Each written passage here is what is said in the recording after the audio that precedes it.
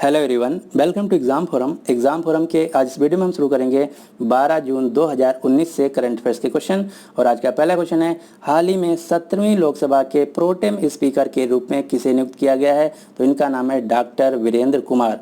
Doctor Virendra Kumar को 17वीं लोकसभा के pro tem speaker के रूप में नियुक्त किया गया है। डॉक्टर वीरेंद्र कुमार जो कि टीकमगढ़ लोकसभा चुनाव क्षेत्र मध्य प्रदेश से बीजेपी के सांसद हैं। अब दूसरा क्वेश्चन ये है कि जो प्रोटेम स्पीकर शब्द है ये कौन होता है और इसका कार्य क्या होता है? तो प्रोटेम स्पीकर जो है ये लोकसभा का अस्थायी टेम्पोररी स्पीकर होता है। इसका कार्य होता है जो नए नवनिर्वाचित सांसद हैं उनके पदों की शपथ दिलाना तथा लोकसभा के कार्यों को तब तक संचालित करना जब तक कि लोकसभा का कोई नया अध्यक्ष और उपाध्यक्ष न चुना जाए। तो यहाँ से कितने क्वेश्चन बन सकते हैं? पहला क्वेश्चन, 17वीं लोकसभा के प्रोटेम स्पीकर के रूप में किसे नियुक्त किया गया? तो उत्तर होगा डॉक्टर वीरेंद्र कुमार को। डॉक्टर वीरेंद्र कुमार टीकमगढ़ लोकसभा चुनाव क्षेत्र मध्य प्रदेश से बीजेपी के सांसद हैं और प्रोटेम स्पीकर लोकसभा का एक अस्थायी टेम्पोररी स्पीकर होता है। अब जो एग्जाम में सबसे ज़्यादा क्वेश्चन पूछा जाता है वो ये पूछा जाता है कि भारत के पहले लोकसभा अध्यक्ष कौन थे? तो उत्तर होगा गणेश वासुदेव मावलंकर। भारत की पहली महिला लोकसभा अध्यक्ष कौन थी? उत्तर होगा मीरा कुमार। ये तो बात हो गई लोकसभा की। जो राज्यसभा होता है वहाँ पे अध्यक्ष और स्पीकर शब्द ना इस्तेमाल करके वहाँ पे कहा जाता है राज्यसभा का सभापति और उपसभापति। जो भारत का उपराष्ट्रपति होता है, वाइस प्रेसिडेंट होता है, वो राज्यसभा का ऑटोमेटिकली उप सभापति होता है। तो वर्तमान में भारत के उपराष्ट्रपति हैं एम वेंकैया नायडू, यानी कि राज्यसभा के सभापति हैं भारत के एम वेंकैया नायडू। दूसरा क्वेश्चन, राज्यसभा के जो उपसभापति होते हैं, उपसभापति हैं वर्तमान में, उनका नाम है हरिवंश नारायण सिंह। अगला क्वेश्चन, हाल ही में 100 टॉप ब्रांड जेड रिपोर्ट के अनुसार दुनिया की सबसे मूल्यवान कंपनी यानी कि मोस्ट वैल्यूएबल कंपनी कौन सी बन गई? तो इसका सही आंसर है अमेजन। दुनिया की सबसे पहली मूल्यवान कंपनी जो है नंबर 1 पे वो है अमेजन, दूसरे नंबर पे एप्पल, तीसरे नंबर पे है गूगल। तो इस क्वेश्चन का जो सही आंसर है वो है ए अमेजन। किस रिपोर्ट के अनुसार? Top 100 top brand Z report के अनुसार। अब आपको पता होना चाहिए कि अमेजन, एप्पल, गूगल कंपनियां कहाँ की हैं, इनके फाउंडर और सीईओ कौन है। तो अमेजन कंपनी जो कि ई कॉमर्स कंपनी है अमेरिका की, इसके फाउंडर और सीईओ दोनों हैं जेफ बेजास, और जेफ बेजास वर्तमान में पूरी दुनिया के सबसे धनी व्यक्ति हैं। दूसरी कंपनी है एप्पल। एप्पल के जो फाउंडर थे उनका नाम था स्टीव जॉब्स, जिनकी डेथ हो गई है, और एप्पल के वर्तमान में सीईओ हैं टिम कुक, जो कि अमेरिका की मोबाइल कंपनी है। नेक्स्ट है गूगल। गूगल जो कि टेक्नोलॉजी कंपनी है, इसके वर्तमान में सीईओ हैं सुंदर पिचाई, जो कि भारतीय मूल के व्यक्ति हैं, और गूगल के फाउंडर 2 लोग हैं, लैरी पेज और सर्जी बिन। तो इस क्वेश्चन का जो सही आंसर है कि दुनिया की सबसे मोस्ट वैल्यूएबल कंपनी कौन है? तो उत्तर होगा अमेजन, जो कि एक ऑनलाइन ई कॉमर्स कंपनी है। और कल मैं एक क्वेश्चन बताया था कि भारत की जो मोस्ट वैल्यूएबल कंपनी बनी है अभी वो है टीसीएस, टाटा कंसल्टेंसी सर्विस। इसने रिलायंस इंडस्ट्री को पछाड़ के भारत की सबसे मूल्यवान कंपनी बन गई है। टीसीएस का मुख्यालय है मुंबई में। टीसीएस के एमडी और सीईओ हैं राजेश गोपीनाथन। टीसीएस के चेयरमैन हैं एन नटराज चंद्रशेखरन। अगला क्वेश्चन नंबर 3, हाल ही में किस देश ने प्रधानमंत्री मोदी जी को एक विशेष व्यक्ति के रूप में G7 शिखर सम्मेलन आउटरीच सत्र के लिए आमंत्रित किया है? तो जो G7 समिट है इस साल की फ्रांस में आयोजित की जाएगी और G7 का भारत मेंबर नहीं है। तो ये जो फ्रांस में आयोजित की जाएगी, तो फ्रांस के जो राष्ट्रपति हैं इमैनुअल मैक्रोन, इन्होंने भारत के प्रधानमंत्री नरेंद्र मोदी जी को G7 समिट में आमंत्रित किया है, यानी कि इस क्वेश्चन का जो सही आंसर है वो है बी। फ्रांस ने प्रधानमंत्री नरेंद्र मोदी जी को G7 शिखर सम्मेलन में आउटरीच जो सत्र होगा वो उसमें विशेष व्यक्ति के रूप में बुलाया है। तो इस क्वेश्चन का जो सही आंसर है वो है बी फ्रांस। फ्रांस की राजधानी है पेरिस। ये हैं फ्रांस के राष्ट्रपति इमैनुअल मैक्रोन। इन्होंने भारत के प्रधानमंत्री नरेंद्र मोदी जी को G7 समिट में बुलाया है। दूसरा क्वेश्चन ये पूछा जा सकता है कि G7 समिट जो है फ्रांस के किस शहर में आयोजित की जाएगी? तो G7 समिट फ्रांस के बियार्टीज शहर में आयोजित की जाएगी। ये तो बात हो गई 2019 की। पिछले साल 2018 में जो G7 की समिट आयोजित की गई थी वो आयोजित की गई थी कनाडा के क्यूबेक शहर में। G7 का भारत मेंबर नहीं है, लेकिन एक दूसरा मिलता जुलता ग्रुप है जिसका नाम है G20। G20 ग्रुप का भारत मेंबर है। अब दूसरा क्वेश्चन ये है कि G7 क्या है? तो G7 का पूरा नाम है ग्रुप ऑफ 7। इसमें दुनिया के जो 7 मोस्ट डेवलप्ड कंट्री हैं उनका ग्रुप है। कौन कौन से? Canada, France, Germany, Italy, Japan, UK और अमेरिका।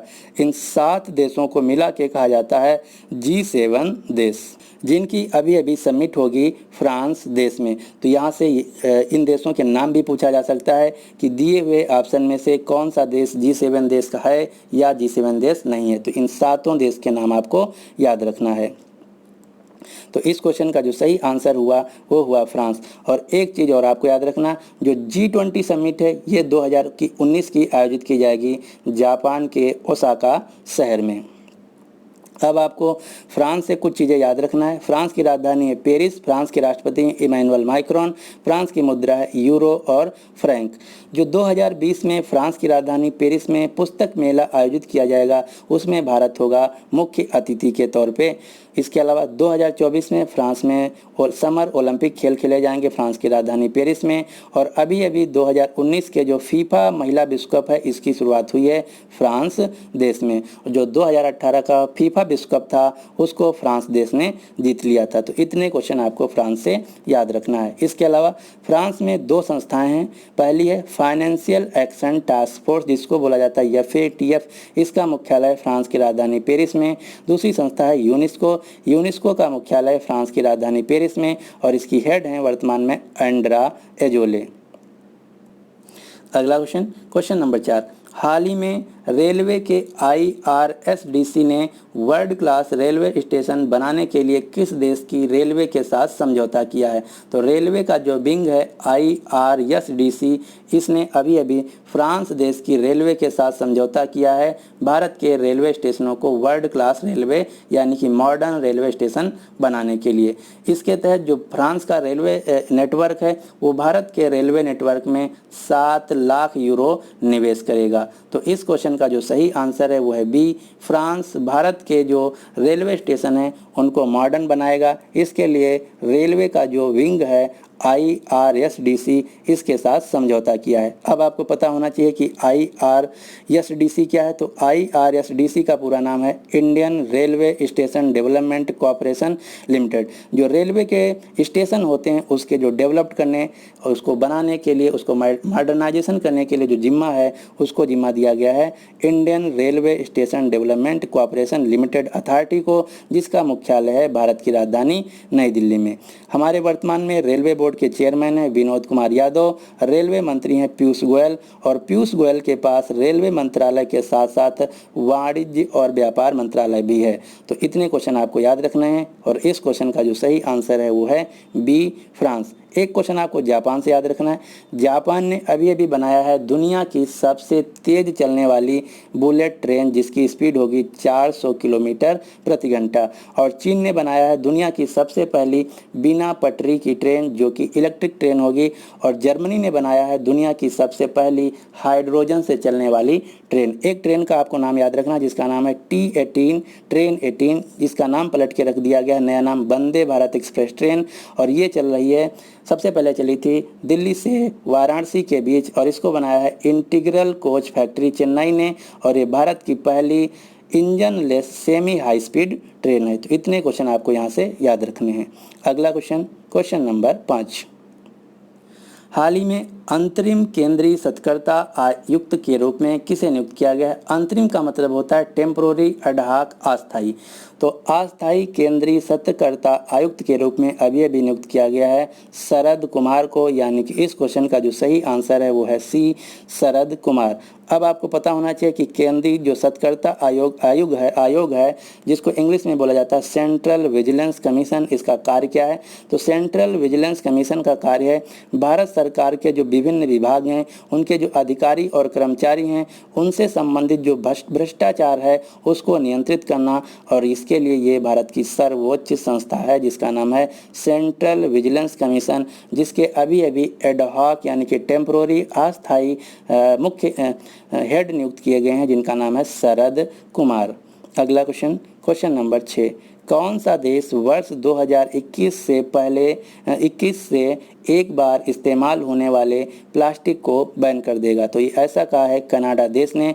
कनाडा देश ने कहा कि 2021 से जो वन टाइम इस्तेमाल होने वाली प्लास्टिक हैं उनको बैन कर देगा, यानी कि इस क्वेश्चन का जो सही आंसर है वो है सी, कनाडा। उत्तरी अमेरिका महाद्वीप का एक देश है जिसकी राजधानी है ओटावा। कनाडा की मुद्रा है कनाडियन डॉलर और कनाडा के वर्तमान में प्राइम मिनिस्टर हैं जस्टिन ट्रूडियो। अब आपको कनाडा से दो संस्थाओं के नाम याद रखने हैं, वो कौन सी हैं? पहली है वाडा, जिसका पूरा नाम है वर्ल्ड एंटी डोपिंग एजेंसी। वाडा का काम है जो दुनिया में अंतर्राष्ट्रीय स्तर के खिलाड़ी हैं उनको ये चेक करना कहीं ड्रग्स तो नहीं ले रहे हैं, कि नशीली दवाएं तो नहीं ले रहे हैं, जिसका काम दिया गया है वाडा को। दूसरी संस्था है इंटरनेशनल सिविल एविएशन ऑर्गेनाइजेशन, जिसका काम है जो अंतर्राष्ट्रीय स्तर के एयर ट्रांसपोर्ट के नियम कानून होते हैं उनको बनाना, और इन दोनों संस्थाओं का वाडा और इंटरनेशनल सिविल एविएशन ऑर्गेनाइजेशन का मुख्यालय है कनाडा के मॉन्ट्रियल शहर में। यहाँ से सीधा सीधा क्वेश्चन पूछा जाता है कि वाडा या फिर इंटरनेशनल सिविल एविएशन ऑर्गेनाइजेशन का मुख्यालय कहाँ है? तो उत्तर होगा कनाडा के शहर मॉन्ट्रियल में। और एक क्वेश्चन और पूछा जाता है कि वाडा जो संस्था है ये किस कैटेगरी से रिलेटेड है? तो वाडा जो है ये स्पोर्ट्स से रिलेटेड है। अगला क्वेश्चन, क्वेश्चन नंबर 7, हाल ही में किस कंपनी ने लाइफ स्टाइल रिटेलर जयपुर ए कॉमर्स प्राइवेट लिमिटेड का अधिग्रहण किया है, यानी कि खरीद लिया है? तो अभी जो क्लॉथिंग कंपनी है, लाइफ स्टाइल रिटेलर है जिसका नाम है जयपुर ए कॉमर्स प्राइवेट लिमिटेड, इसको खरीद लिया है Aditya retail Birla fashion and limited ने, यानी कि इस क्वेश्चन का जो सही आंसर है वो है सी। भारत की जो सबसे बड़ी ई कॉमर्स कंपनी है उसका नाम है फ्लिपकार्ट, और फ्लिपकार्ट को 2017 में खरीद लिया था वॉलमार्ट ने $16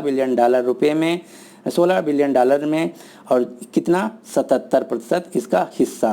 तो आपको याद रखना है फ्लिपकार्ट को खरीद लिया है वॉलमार्ट कंपनी ने $16 बिलियन में, 77% हिस्सा। तो इस क्वेश्चन का जो सही आंसर था वो था सी। अगला क्वेश्चन, क्वेश्चन नंबर 8, हाल ही में किस राज्य ने महिलाओं की सुरक्षा के लिए पिंक सारथी वाहन लॉन्च किया है? तो ये ऐसा किया है कर्नाटक की सरकार ने। इसके तहत क्या होगा, जो कर्नाटक शहरों के बस होंगी उसमें यात्रा करने वाली जो महिलाएं होंगी उनकी शिकायत के निवारण के लिए पिंक सारथी वाहन लॉन्च किया गया है। तो इस क्वेश्चन का जो सही आंसर है वो है ए, कर्नाटका। कर्नाटका के वर्तमान में मुख्यमंत्री हैं एच.डी. कुमारस्वामी। कर्नाटका की राजधानी है बेंगलुरु। कर्नाटका के राज्यपाल हैं वाजुभाई वाला। अगला क्वेश्चन, क्वेश्चन नंबर 9, हाल ही में भारत किस देश के साथ मिलकर गुजरात के लोथल में राष्ट्रीय समुद्री धरोहर संग्रहालय की स्थापना करने के लिए निर्णय लिया है? तो भारत पुर्तगाल देश के साथ मिलकर गुजरात के लोथल शहर में राष्ट्रीय समुद्री धरोहर संग्रहालय की स्थापना करेगा। तो इस क्वेश्चन का सही आंसर है ए, पुर्तगाल। पुर्तगाल जो देश है इसकी राजधानी है लिस्बन, और लिस्बन में जो समुद्री धरोहर संग्रहालय है उसी पर आधारित भारत के लोथल शहर में राष्ट्रीय समुद्री धरोहर संग्रहालय बनाया जाएगा, जिसका उद्देश्य है भारत के समुद्री धरोहर को प्रदर्शित करना और उसको संरक्षित करना। दूसरा क्वेश्चन ये है कि लोथल क्या है? तो लोथल जो शहर है सिंधु घाटी सभ्यता का एक बंदरगाह नगर था। ये क्वेश्चन बहुत एग्जाम में पूछा जाता है कि लोथल सिंधु घाटी सभ्यता का क्या था। तो लोथल जो है सिंधु घाटी सभ्यता का एक बंदरगाह नगर था। पुर्तगाल जो कि यूरोप का देश है, इसकी राजधानी है लिस्बन और यहाँ जो मुद्रा चलती है उसका नाम है यूरो।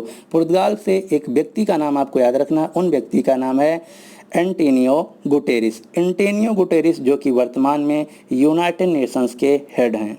अगला क्वेश्चन, अब आपको दो संग्रहालय याद रखने हैं। सबसे भारत का पहला राष्ट्रीय युद्ध स्मारक जो है ये बना है नई दिल्ली में, और भारत का पहला कीट संग्रहालय बना है तमिलनाडु राज्य में। और जो दूसरा क्वेश्चन है ये अभी पूछा गया था एसएससी सीजीएल के टायर 1 एग्जाम में कि भारत का पहला कीट संग्रहालय कहाँ बना, तो ये बना है तमिलनाडु राज्य में। तो अब आपको 3 संग्रहालय याद रखने हैं। भारत का पहला राष्ट्रीय समुद्री धरोहर संग्रहालय बनाया जाएगा गुजरात के लोथल शहर में, और भारत का पहला राष्ट्रीय युद्ध स्मारक बना है दिल्ली में। भारत का पहला राष्ट्रीय कीट संग्रहालय बना है तमिलनाडु राज्य में। अगला क्वेश्चन, हाल ही में 100% सौर रसोई वाला भारत का पहला गांव कौन सा बना है। तो भारत का पहला गांव 100% सौर रसोई वाला बना है मध्य प्रदेश का बाचा गांव, यानी कि इस क्वेश्चन का जो सही आंसर है वो है ए। अब यहाँ से दूसरा क्वेश्चन ये पूछा जा सकता है कि बाचा गांव किस राज्य में है और किस जिला में है। तो बाचा गांव मध्य प्रदेश राज्य में है और ये मध्य प्रदेश के बैतूल जिला में स्थित है। तीसरा क्वेश्चन, जो 100% सौर रसोई है इसका मतलब क्या है। तो बाचा गांव के जितने भी घर हैं अब अपनी रसोई में सिर्फ और सिर्फ जो सौर ऊर्जा से चलने वाली कुकर होंगे या उनकी गैस होगी उसको यूज करेंगे। यहाँ पे अब ना तो एलपीजी यूज की जाएगी ना तो इसके अलावा कोई अन्य माध्यम यूज किया जाएगा। अब यहाँ पे जो खाना बनाया जाएगा टोटल सौर पावर की ऊर्जा को यूज करके बनाया जाएगा। तो आपको याद रखना क्वेश्चन बहुत ही इंपॉर्टेंट है कि भारत का पहला 100% सौर पावर से चलने वाला जो भारत का पहला रसोई गांव है वो बना है मध्य प्रदेश का बाचा गांव। ये मध्य प्रदेश के बैतूल जिला में स्थित है। तो इस क्वेश्चन का जो सही आंसर है वो है ए बाचा। अब आपको इसके अलावा 4 और क्वेश्चन याद रखने हैं। वो कौन कौन से हैं।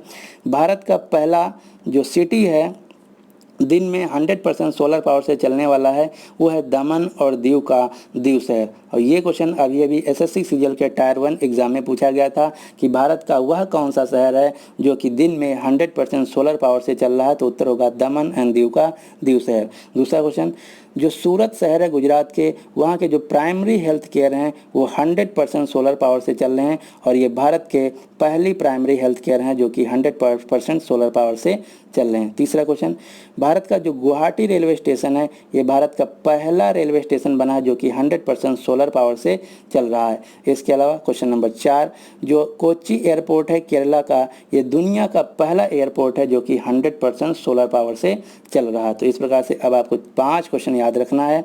100% सौर रसोई वाला गांव है बाचा, 100% दिन में सौर पावर से चलने वाला शहर है दीव, 100% सौर पावर से चलने वाले प्राइमरी हेल्थ केयर जो सेंटर हैं वो हैं सूरत शहर के, 100% सोलर पावर से चलने वाला भारत का जो रेलवे स्टेशन है वो है गुवाहाटी जो कि असम राज्य में है, और 100% सोलर पावर से चलने वाला दुनिया का पहला एयरपोर्ट है केरल का कोच्चि। ये 5 क्वेश्चन आपको एकदम रटे होने चाहिए।